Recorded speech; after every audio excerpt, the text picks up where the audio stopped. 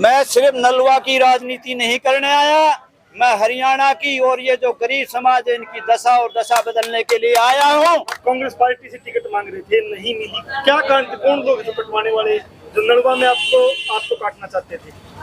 मेरी टिकट किसी ने नहीं कटवाई।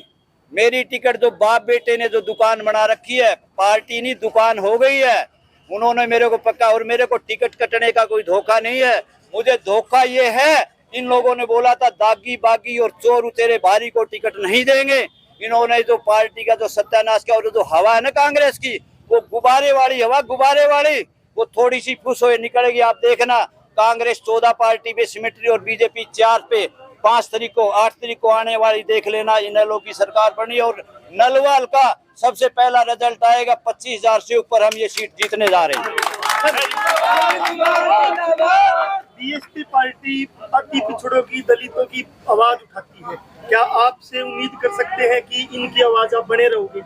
मैं तो जो हमारे जो हरियाणा में ना सबसे पहले मुद्दा है सुरक्षा।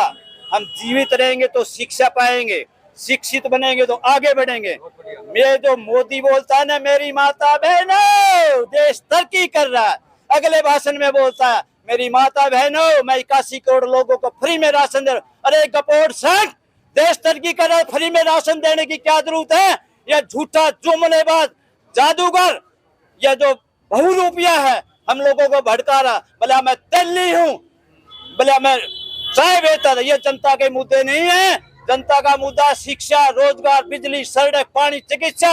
हमें भीख नहीं चाहिए 5 किलो, हमें शिक्षा रोजगार चाहिए ताकि हम भिखारी नहीं, हम देने वाले बनेंगे। और अपने वोट का सही इस्तेमाल करना, ये वोट ही पीएम और राजा बनाता है। अपने वोट का अगर गलत इस्तेमाल कर दिया, हमारी आने वाली पीढ़ी इनकी लोगों की दरी बिछा रही थी और ऐसे बिछाते रहेंगे। अपने वोट का सही इस्तेमाल करना, किसी चोर उचक के और झूठे आदमी को गुंडे प्रवृत्ति को, और ये जो लोग जैसे ना मोदी बोले सुरक्षा सुरक्षा, अरे क्या तेरी गारंटी? मणिपुर में मेरी माता बहनों के साथ में रोड पर सरे हुआ, इस मोदी ने कुछ नहीं बोला।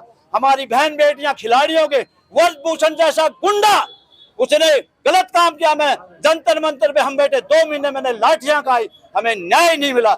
आज हमारी जो बहन है विनेश फोगाट, उसको इन्हीं की देन है।